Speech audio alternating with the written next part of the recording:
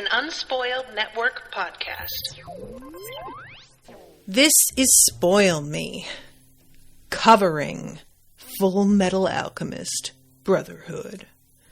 Season 1, Episode 6, Road of Hope. In this episode, I feel a little better right out of the gate, because the title doesn't have anguish or sorrows or tears or sadness or false in it. It seems like a good sign to me. Welcome to Spoil Me.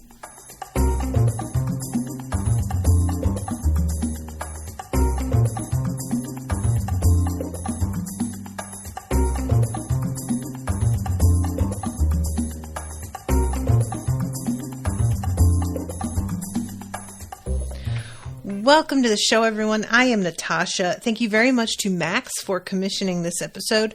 I don't think, Max, do you ever show up in the crowdcast? I don't feel like you come to these, but if you do, hi.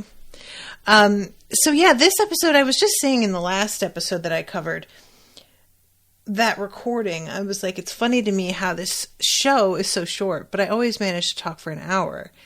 And I think that's because there's so much world building in the previous episodes, but this one is so much more of a chill episode. And when I say chill, I don't mean like the episode itself is chill. I mean, this is a sit back and chill episode. Our characters are literally doing that. Obviously, our two mechanics, Pinako, I think I'm saying her name right, and Winry, They are not chilling. They are working very, very hard. But you get what I'm saying, where it's just sort of downtime and we're not dealing with this immediate complete crisis and there's nothing that feels like it's going to crush our dreams. So, Max is here. Hi, Max. Let's start off with this. This episode I watched twice, actually. I watched both of them today, and one of them I did around 1 o'clock. Owen came home at around 3 and was talking to me about the show because he hasn't seen it. And I mentioned something about Armstrong having sparkles, and Owen was like, "Are his sparkles purple?" They were purple in the manga. And I was like, "I don't think so. No, I think they were just gold sparkles, standard sparkle color." And then all of a sudden I was like, I just put it on again. We just watched it again. And so, because I would never do that with some of the others because they were such downers. But because this one was much more lighthearted, I was willing to watch it again. It features Armstrong so heavily too. How can you not love that? You know, Armstrong he feels like such a force of good. He is so pure and wears his emotions so on his sleeve.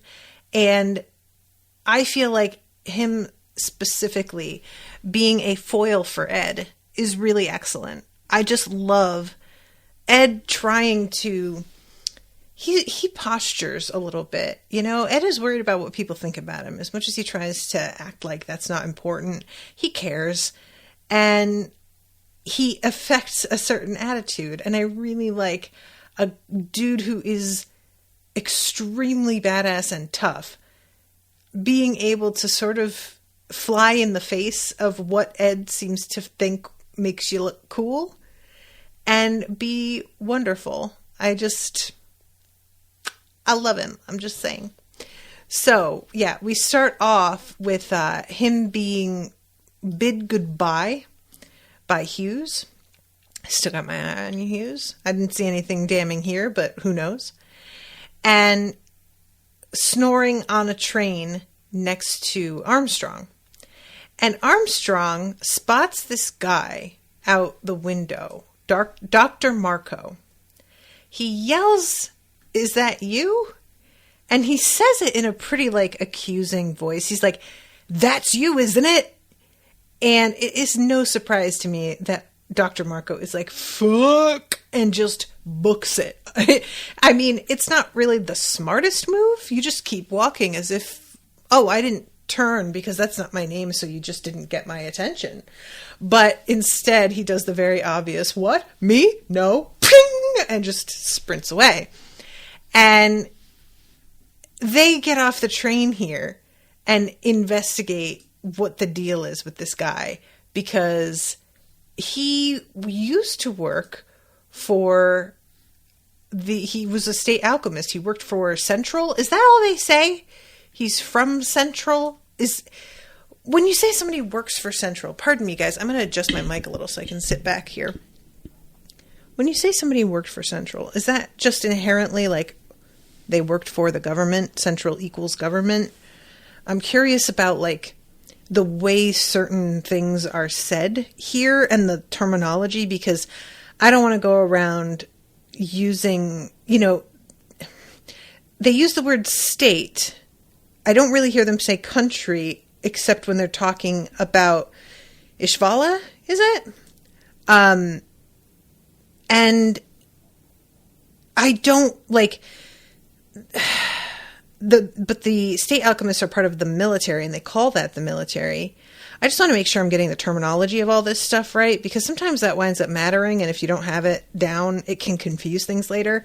But yeah, Armstrong is like, he was researching into medical applications of alchemy, but after the Civil War, he just fucking vanished.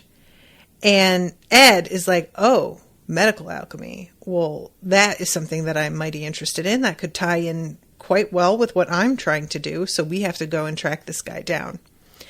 And then we get this moment again with Armstrong just fucking coming out here. He holds up this picture that he drew in his little journal and is like, have you seen this man? And I love that Ed's like, wow, Armstrong, that's really good.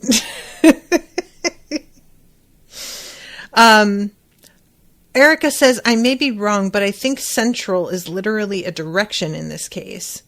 It's the main headquarters because it's centrally located. Okay, so it's the main headquarters. So it'd be like, oh, he's from the Pentagon kind of thing, right? So they track this dude down pretty easily. And it turns out that he's working in this village as a doctor. And the way this woman describes it, she says, you just see this bright flash of light and then you're cured. Guys, nobody asks him about that. Is it just meant to be that if you can do medical alchemy, you can just cure shit? And so he's just using alchemy, but these people in this town don't realize it's alchemy? Because I wasn't sure if it was like, he's figured out something specific and they don't even mention it to him. I don't really, when you say you're a medical alchemist, I'm not going to assume, oh yeah, that means that you can like cure any disease or any broken bone or whatever.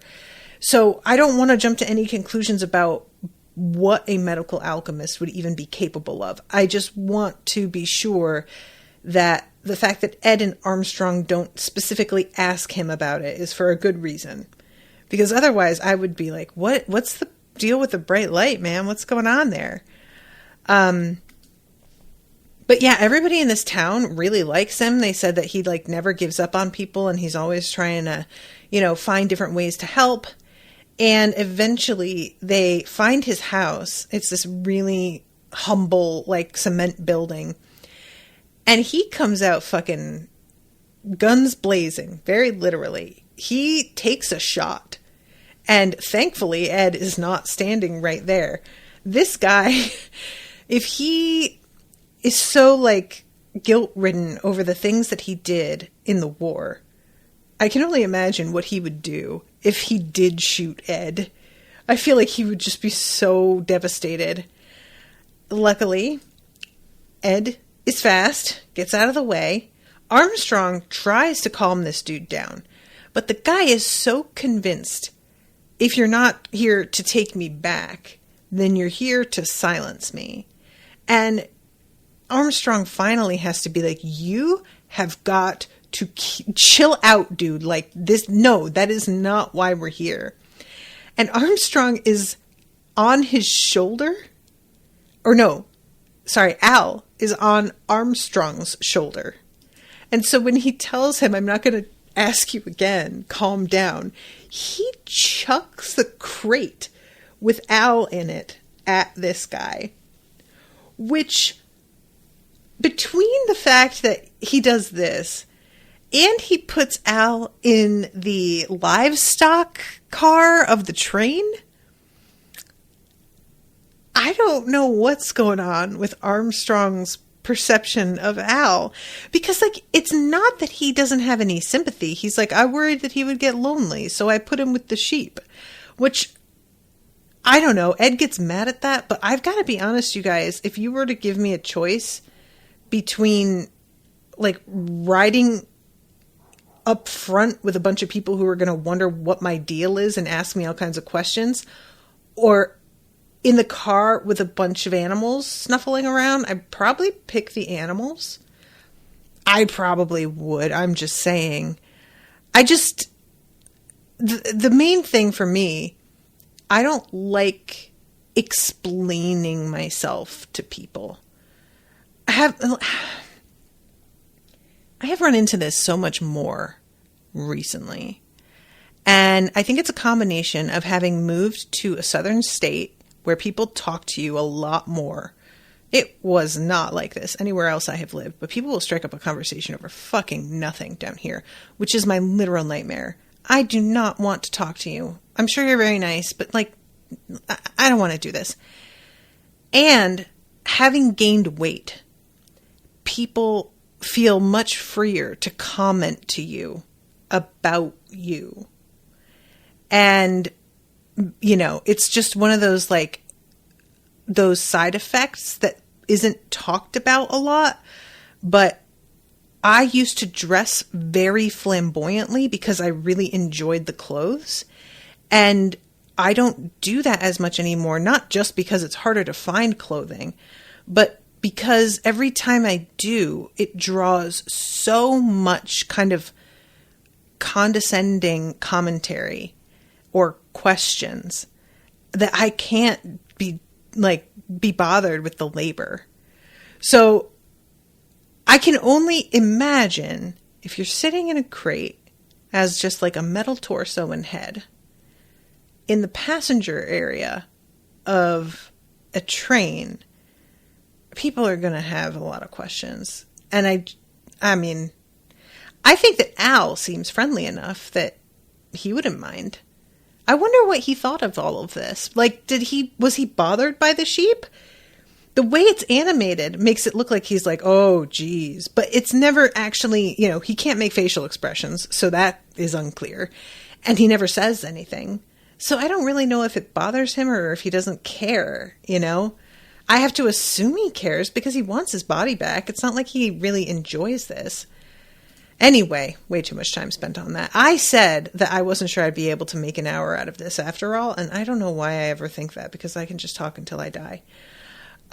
So they go into this doctor's house, and Armstrong is like, they say that you took a lot of top secret material when you disappear. And Marco is like, I couldn't do it. I couldn't do the research anymore. It was just too dangerous. It was taking so many lives. And I just didn't want to be party to it anymore. So many innocent people. I could spend my entire life trying to atone for everything, and I would never even get close. I'm here trying to do that, trying to help people, but I know it's never going to even things out. And they ask him what the thing was he was working on, and he says the Philosopher's Stone, and there's like a collective gasp around the room. I will be honest, you guys, that wasn't what I was expecting. And you know why? Because I'm dumb. So, guys, the whole fucking thing with the Philosopher's Stone is that it is an alchemy, like, result. It's all about alchemy. That's the whole thing. Even in fucking Harry Potter. ask me why I thought it was just some like magic thing out there that existed that you had to find. That there was just like one, and we had to track it down and get it. That's the way I'm thinking of it. I completely forgot, hey, we could make a thing like, because that's what alchemy is, and that's the point the Philosopher's Stone is from. Like, sometimes I can't stand myself. I don't know how this dude is basically Nicholas Flamel. Dadoy. So he pulls out this like vial and pours some liquid onto the table. And Ed is like, what is that? That's not a stone. And the guy is like, stone's kind of a loose word. Like, and he pours it onto the table and it holds it shaped like mercury. And then he names the various things that it's called. And I have to read you guys this. The Sage's Stone, the Grand Elixir, the Celestial Stone, the Fifth Element, the Red Tincture. How are you going to go from celestial whatever and then just say Red Tincture? What is that? Don't put that up in there with the rest of those titles. That does not deserve to be there. That's literally what it is physically, but that's not a title. That's not a name. Why is that even in there? Tincture, just all that means is like, oh, we stuck it in alcohol and then it like, sucked out whatever the properties are. Like, I just fucking cracked up the Red Tincture. Erica says, I assumed the bright light healing was a result of the incomplete stone Marco shows them. However, I am often wrong. That he's using this stone to heal, and regular medical alchemy isn't like that. Okay, that makes more sense. Because if you could, like, cure anything just because you have medical alchemy, that feels OP, right? That's just like, that's a little too much. So Diego says, yeah, I think without the stone, you can't just heal anything like nothing. Gus says the bright light and then you're cured is probably meant to allude to him having something like the stone. Okay, cool. Because it doesn't follow the law of equivalent exchange. Yeah, that makes sense. I sound like Columbo. Okay, so yeah, this is such a funny moment too, because Ed just like pokes at it, like you would. There's something so commonplace about the way he's treating it. And the doctor is saying that, it can take a lot of forms. It's not necessarily a stone. This is incomplete though. And he says there's no way to know when it'll reach its limit and become unusable. And apparently, even though it wasn't complete, it still fucking did a lot. It brought you a lot of extra power. So, question. When we saw the flashback of the war, and we saw these alchemists who were standing over a village, like they were on a hillside looking down over the village, and they snapped their fingers, and the whole fucking village went up in flames. They were able to do that because of having a Philosopher's Stone. Am I right about that? Because I thought when I was watching it that it seemed like kind of intense that they were able to just burn entire villages in a literal snap of fingers. But I don't know how things work super well yet, and for all I know, they sent really advanced people to do this stuff. I don't know exactly how much like practice changes what you're capable of with something like alchemy. I would assume it would make a big difference so that if you're older and you've had a lot more experience, you're able to take it further. But there's a difference between taking it further and being able to burn down a city in one shot.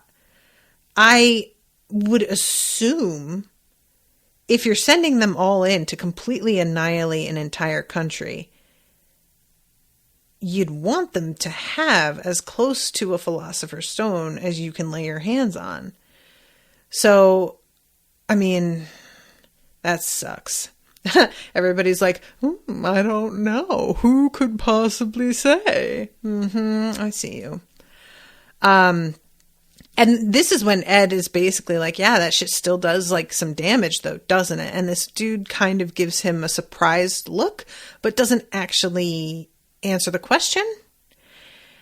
And Ed is essentially like, this dude is over here going, I ruined my life working on this thing. I am haunted every day by the faces of the innocent people I helped kill. I will go to my death knowing I never made up for what I did. And Ed is like, okay, yeah, but will you teach me though? I swear to God, you guys, I can't.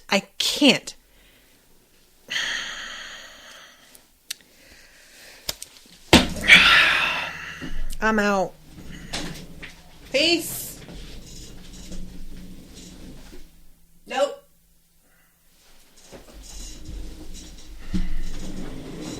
Are you really? Are you really asking this guy?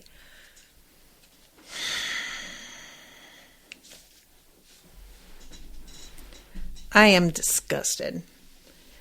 I swear to God. That's like asking somebody who vowed to never, like, you know, fire a gun again to bring you to target practice. I'm so mad that this guy caves. I mean, he had to cave for, like, the story to do what it does, but I also am so mad at him. How?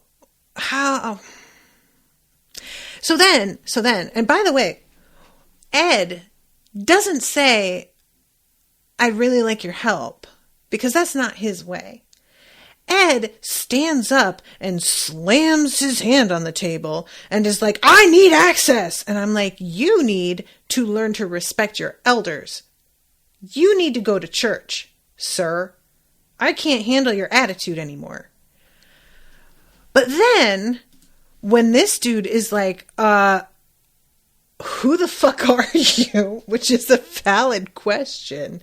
And he's told that this kid's a state alchemist.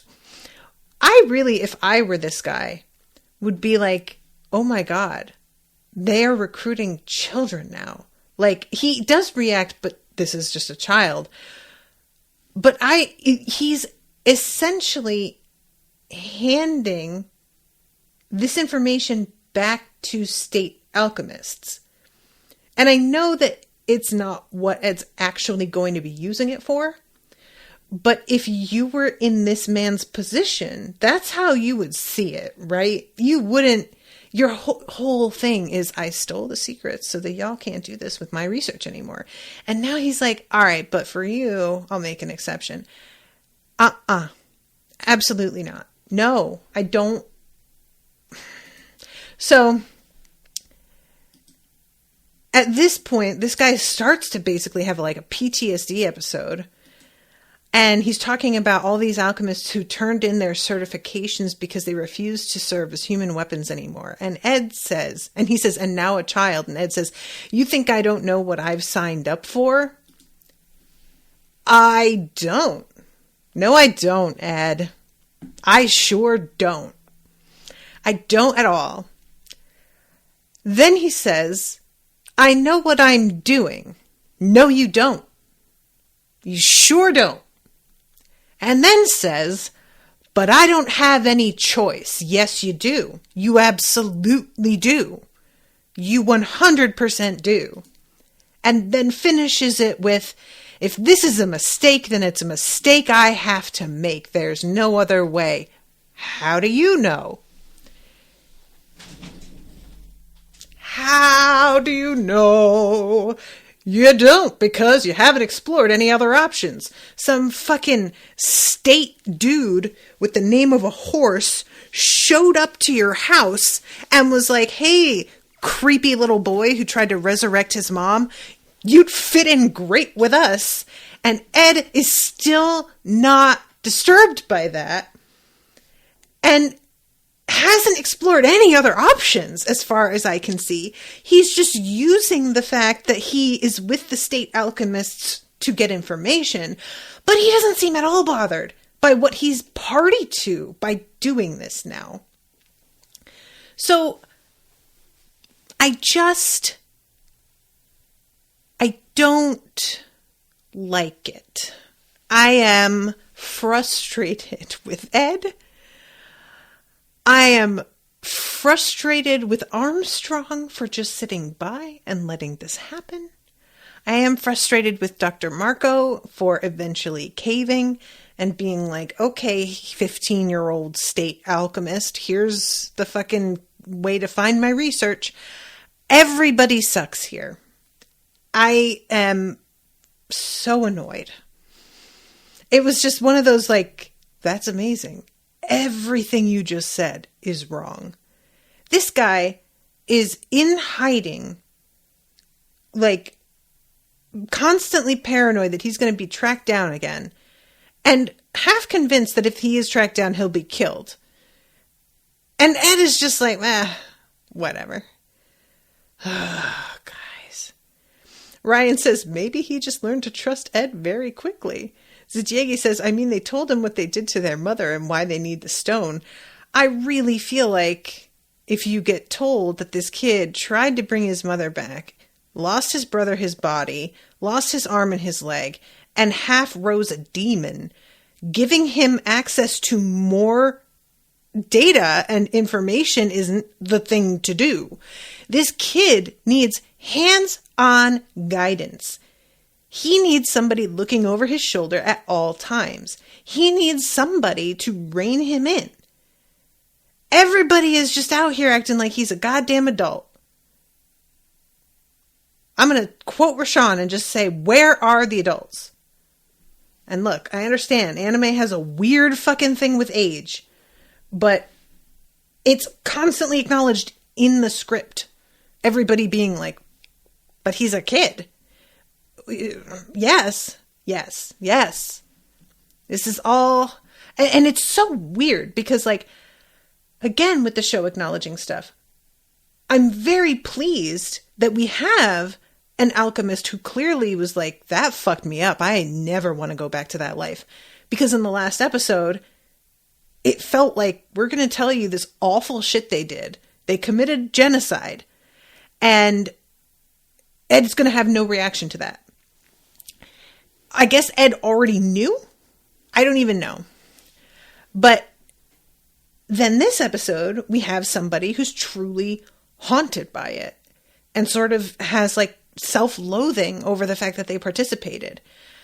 I really liked that. I liked where this was going. I was so hopeful that it was going to be like Ed's moment of, wow, I didn't really think about how I'd feel if they used me that way. Because it just doesn't seem to have occurred to Ed that this is the law of equal exchange, bucko. You didn't get invited to be a state alchemist so that they could just feed you free information and access for nothing. You're gonna have to show up and do some shit for them that they will demand because it's your job, and you're not gonna have shit all say in it.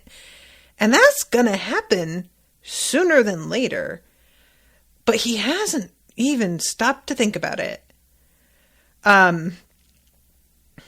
Cam says, I do not like this baby having all this happening. Agreed. Damien says, it's one of those things where this person is a child, but also he's a part of the military, so we must be willing to treat him as an adult. Yeah, it's wild. So, like I said, I really liked there being this doctor character who is trying to atone, who is trying to use something that was originally being researched for destructive purposes.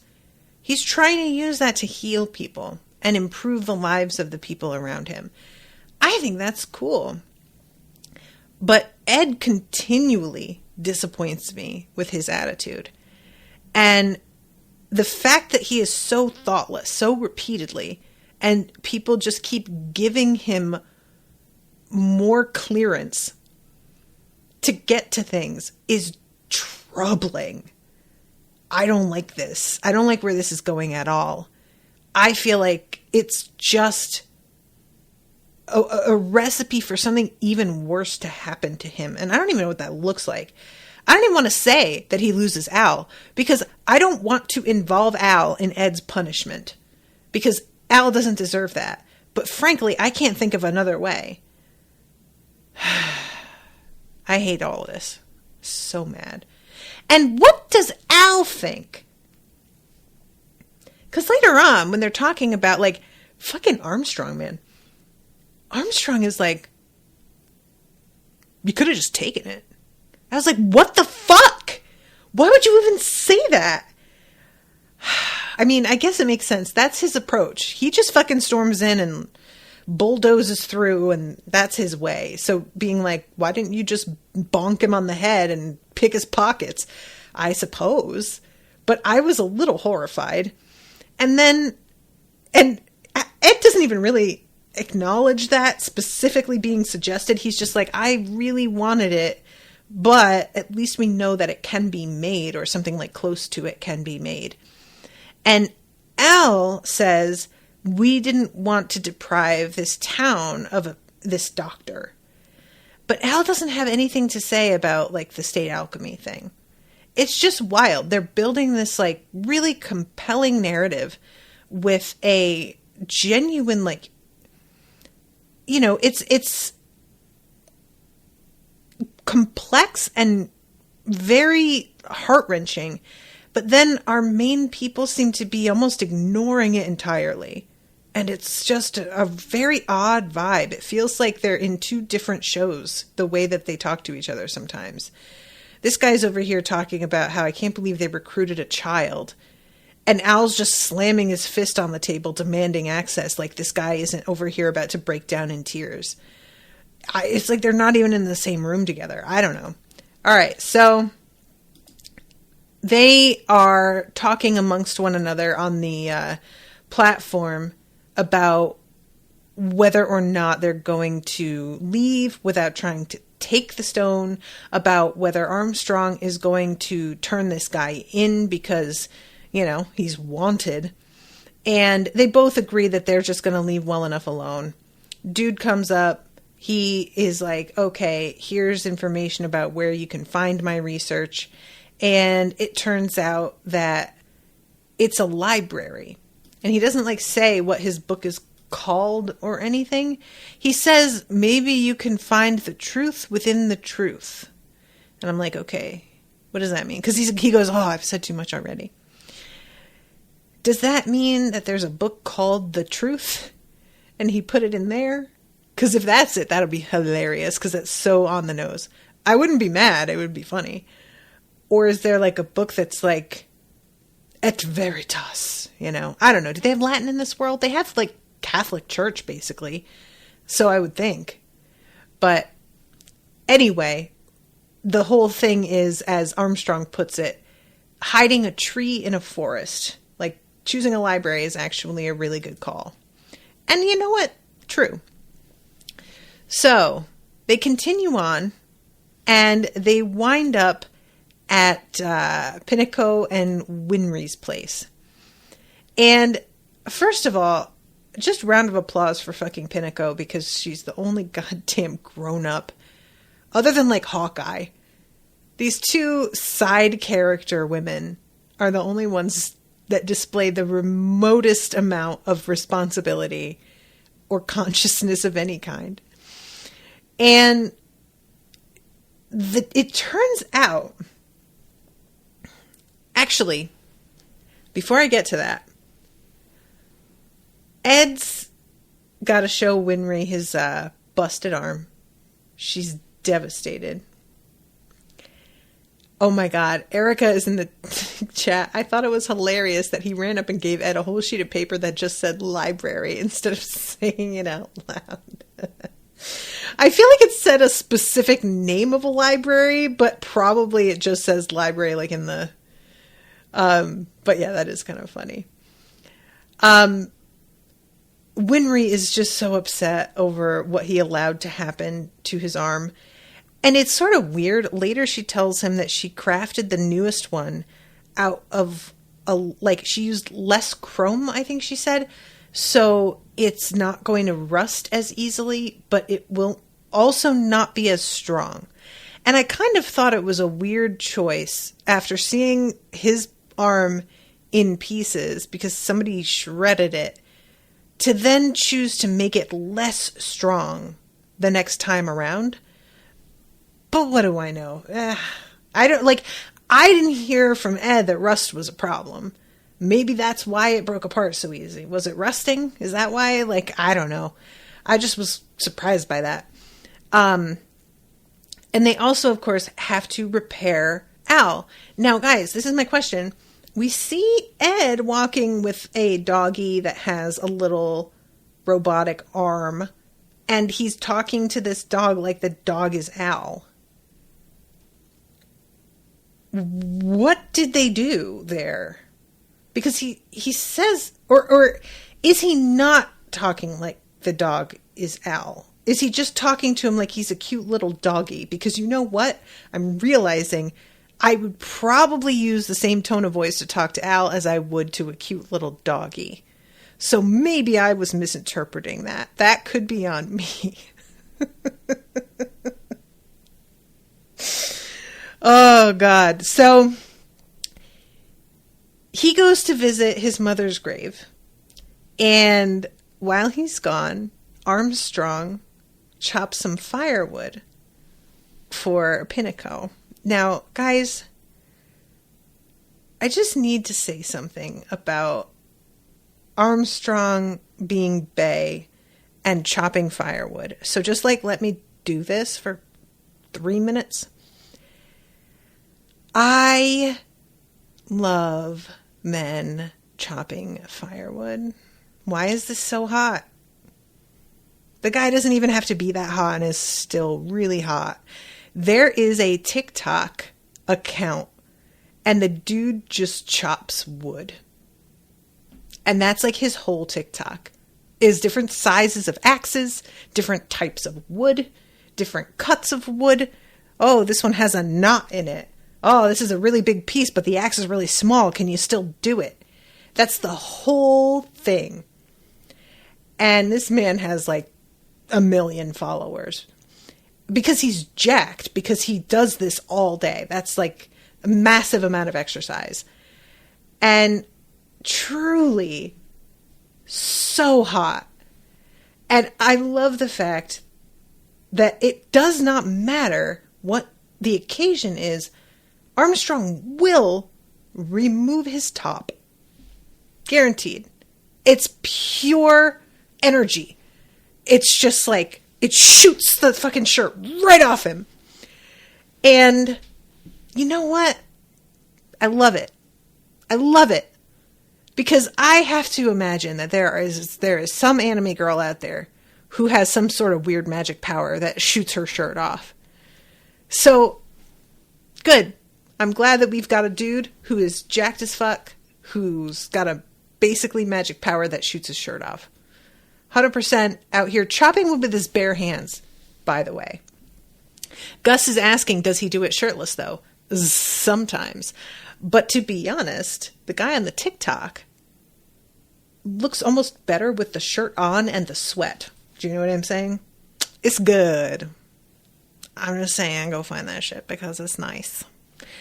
So, yeah, I guess that what Armstrong is doing is essentially what Captain America does, where he just tears logs apart. But it is, this is a good bit. And then he comes trotting into the kitchen with his armful of logs and is like, here's the wood you wanted. And I love Pinako. She doesn't go, wow. She's just oh, thanks. She forgot all about it. And she asks him if he's going to stay with them. And he seems sort of surprised by her offering to make him dinner and stuff. And then I was like, why is he surprised by this? Of course, they're staying there. Why wouldn't he stay there? And then it becomes clear he didn't realize the boys were going to be staying in this house with the people who are repairing his stuff. He thought the kids still had a house in town. And it turns out that in a true moment of teenage drama, Ed decided to burn his house down when he left. This kid, I swear to God, he needs therapy. I just can't understand choosing to do that. And fucking Armstrong, Al comes home.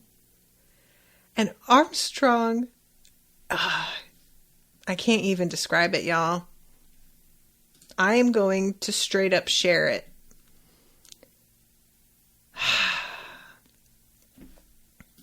Because truly, this moment where he greets Ed and is like so delighted and giving him like a heartfelt, I can't believe everything you went through kind of moment.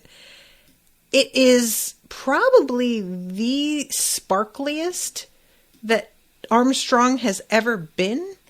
I really do kind of want to do like a sparkle rating. So here it is.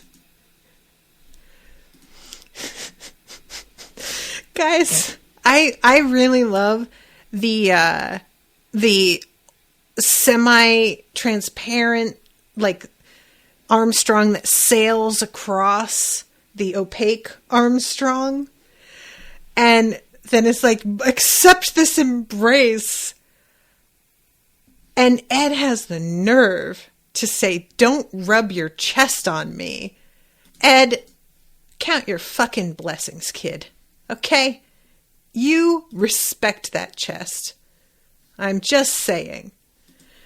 That moment, I would like a button that I could press to play that scene when I'm sad.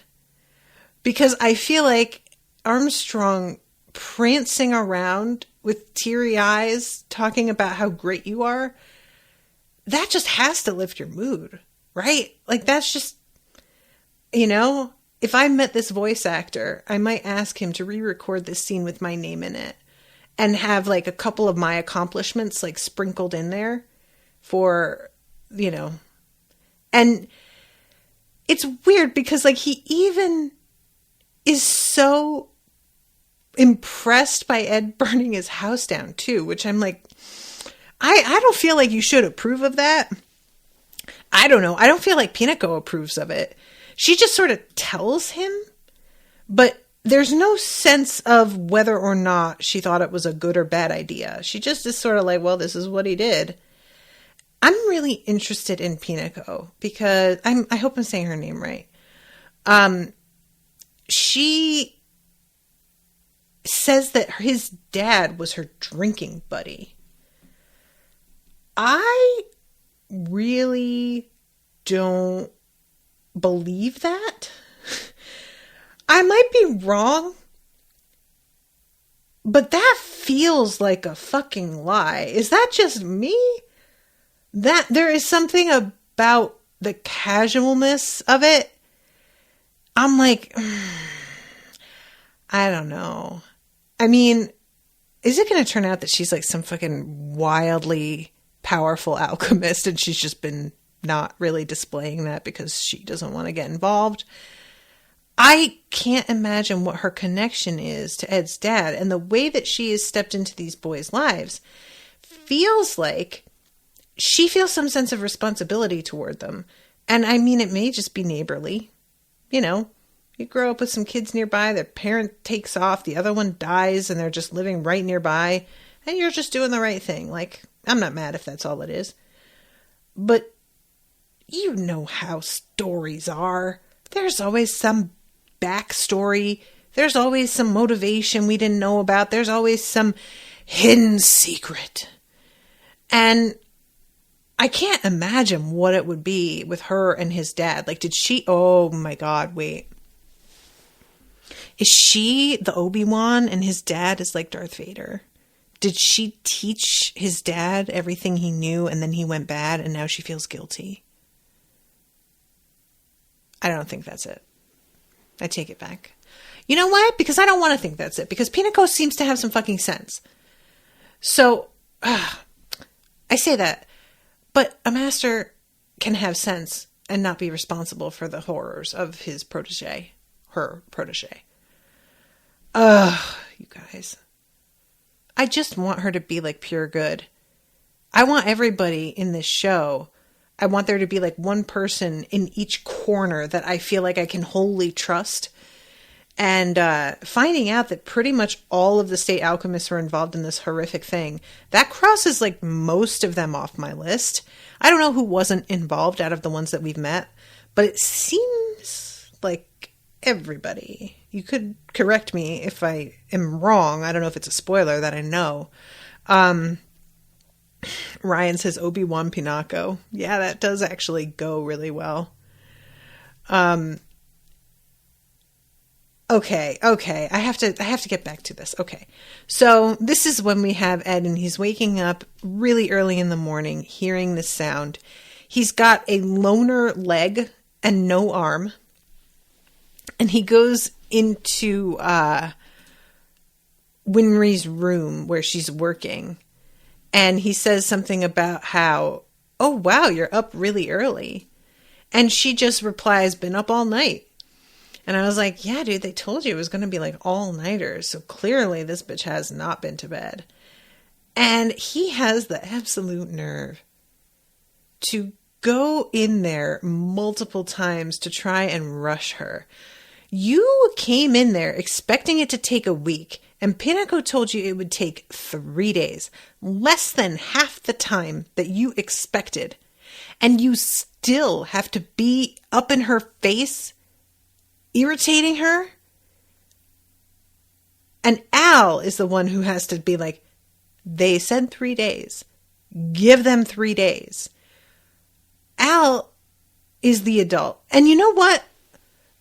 Pinako says that later, that Al is like the older one. And this is one of those things that I feel like is often intended as like a compliment. But I had this one time, and I got it from multiple people in the same year. And granted, it was a year my mom wasn't doing great. But I had more than one person say, I felt like her mom.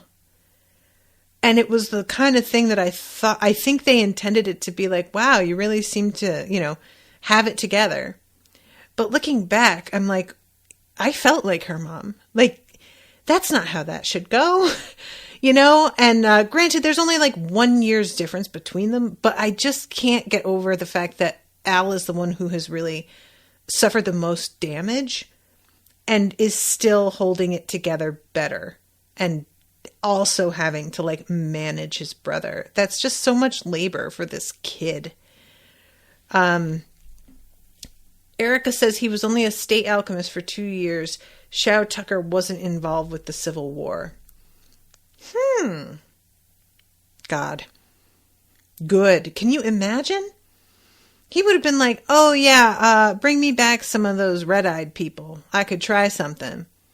How much worse would it have been? Sajegi says, I think we learned in this episode that Ed's really mature, don't we? Yeah. And she eventually just picks this kid up and chucks him out the door. And rightly so. It's not long after that she comes out and she just says, ready.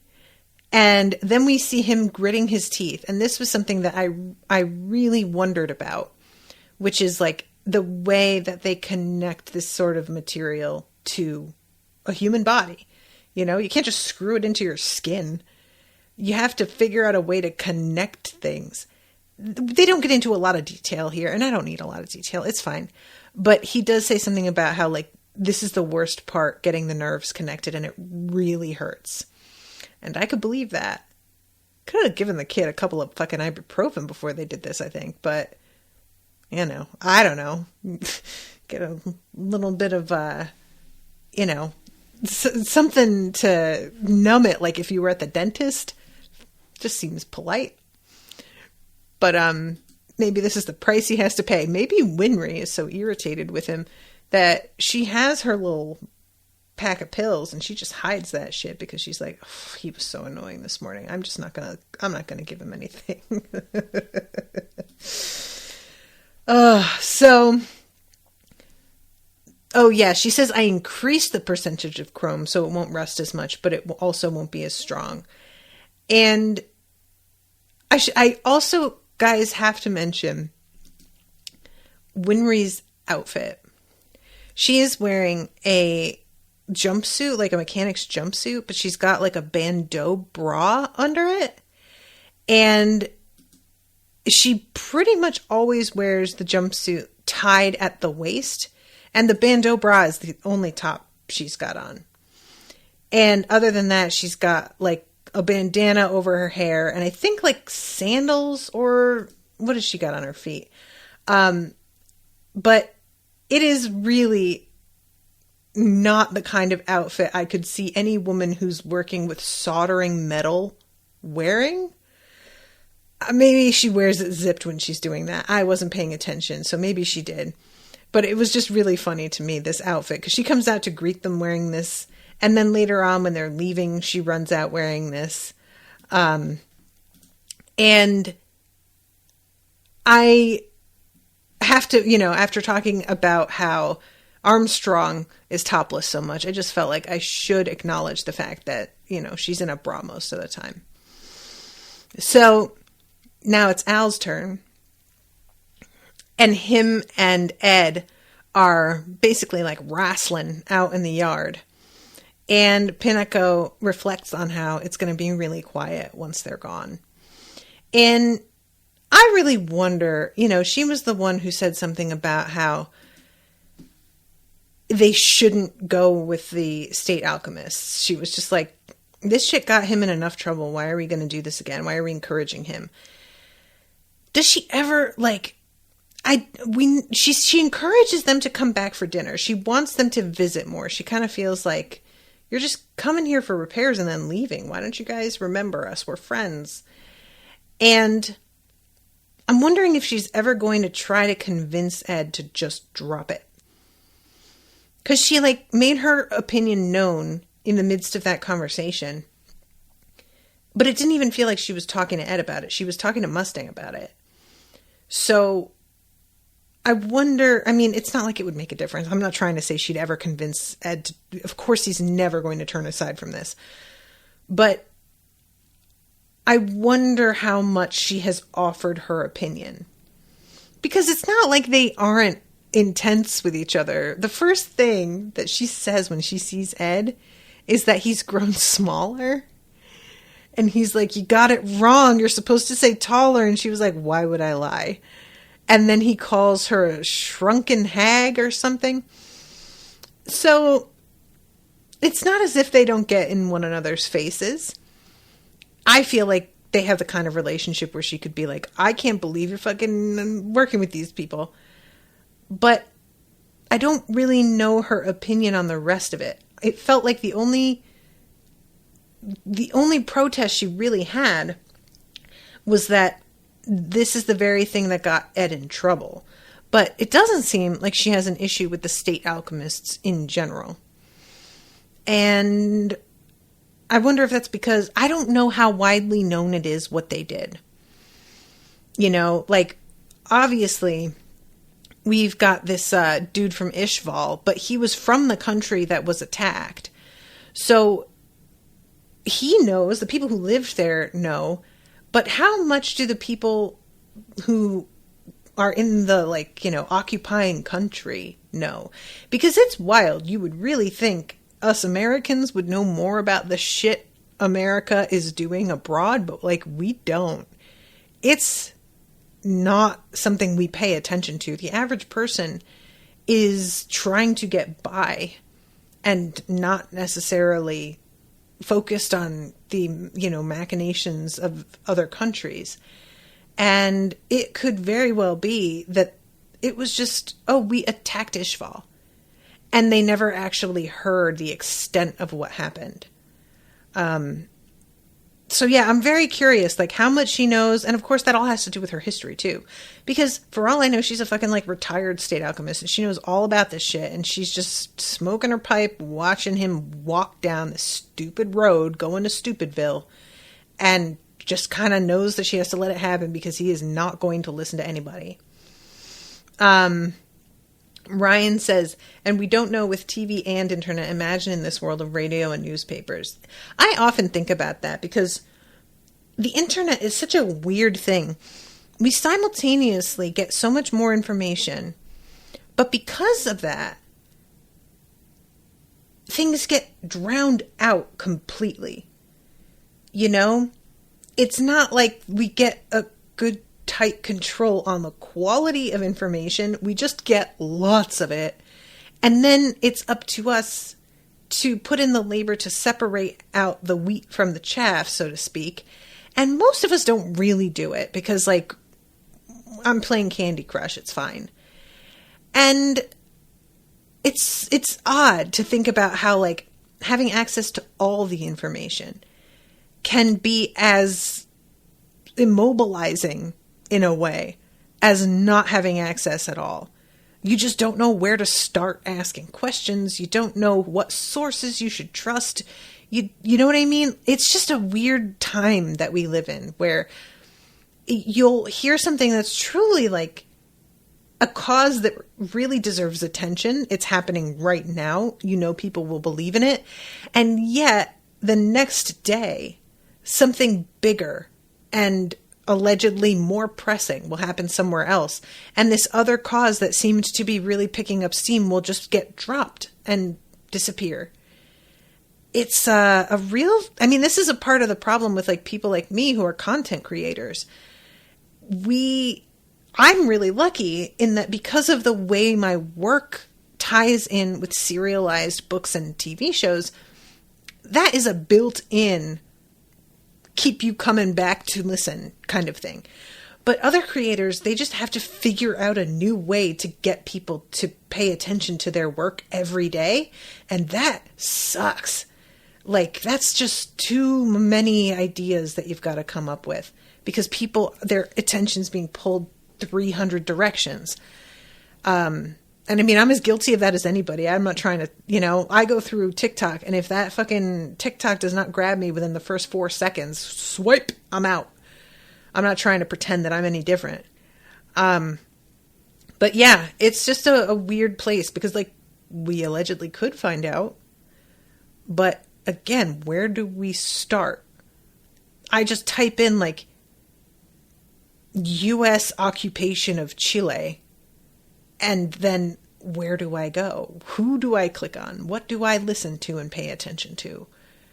What's that about? Our interference in Chile. I shouldn't say occupation because that's not really the right thing, but it like kind of is, but it isn't. Anyway, so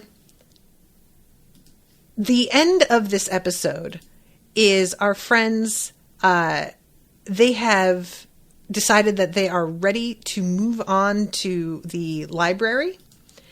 And we have the scene where Pinako calls Al the older one. And it's happening because they're looking at Ed while he's sleeping. And he does this thing where he like puts his hand on his stomach under his shirt. And it was a really touching little moment, to be honest, because like that is a thing. You know, the way a person sleeps just it can be so distinctive, and you won't realize that, like, you know, it even has made an impression on you sometimes until you see them, like, not sleeping that way. Or you break up and you watch somebody else and you realize they're not doing any of the things you're used to. And this is when Al says something to both Pinako and Winry about how I know that Ed wouldn't say it. But we really appreciate you both. Thank you so much for everything that you have done. And Pinako is like, I know that Ed wouldn't say it, but he doesn't have to say it. We know. She's trying to be reassuring. To his credit, later on, Ed does say it. he says thank you for everything. It's not like the heartfelt, intimate moment that it was with Al, but, you know, it's something, bar solo. And as they're leaving, that's when Pinako is like, you really need to come back for dinner. And Ed is like, you want us to come all the way here for dinner? And I was sort of surprised because she just sort of laughs in response, which I thought was sort of a weird reaction. I expected her to say something like, not just for dinner, you know, like the kind of, but instead she's sort of like, yeah, I know, right?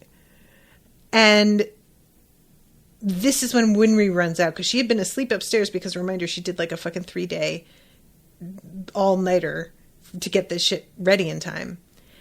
And Ed, I really do want to mention too, Ed pushed for it to be done sooner purely out of his own impatience. It's not like they're fighting somebody else for this information.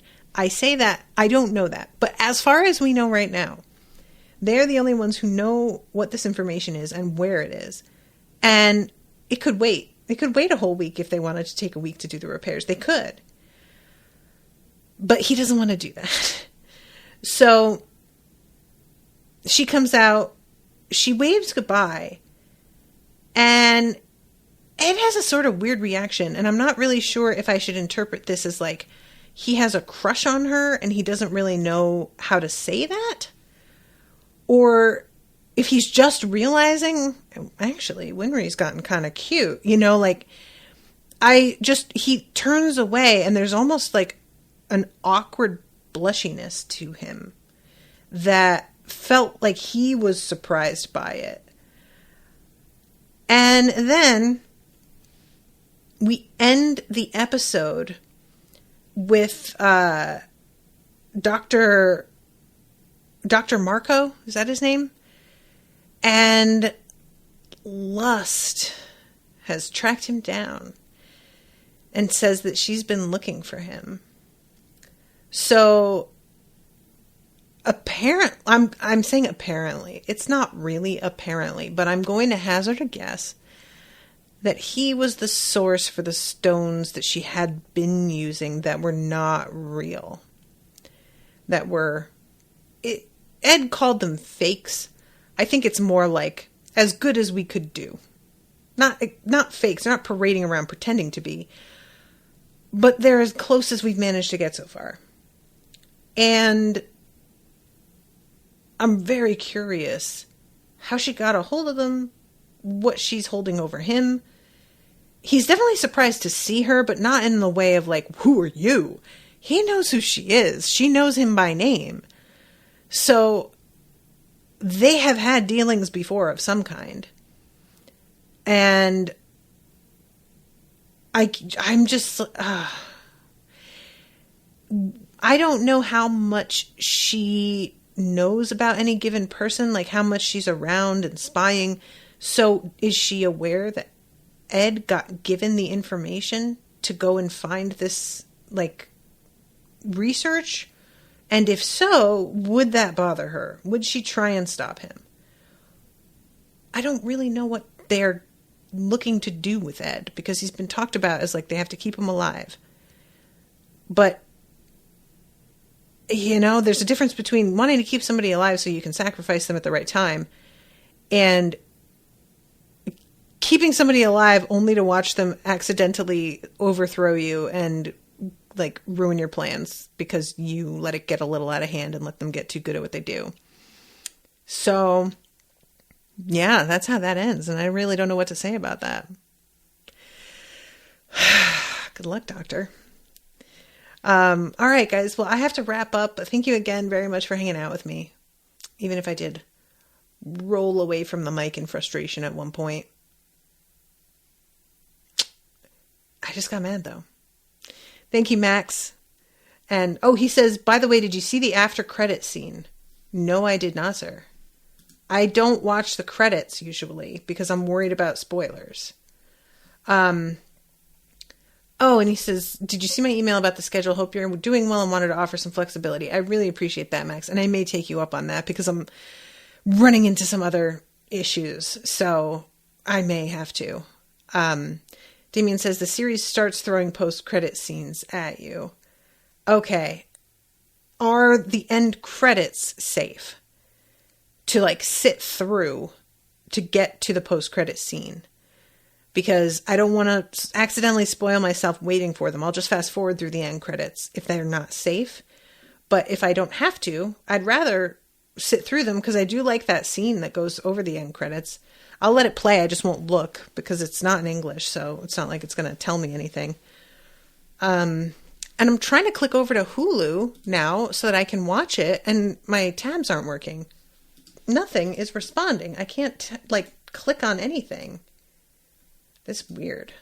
I don't know, guys. My computer's been very unfriendly lately. All right. Well, hopefully this all recorded okay. You guys are still responding, so you can clearly still see me. So it seems like Crowdcast at least is still working. All right. Let me know if there's spoilers in the end credits. I'm going to have to shut this down. And until next time, toodaloo, motherfuckers.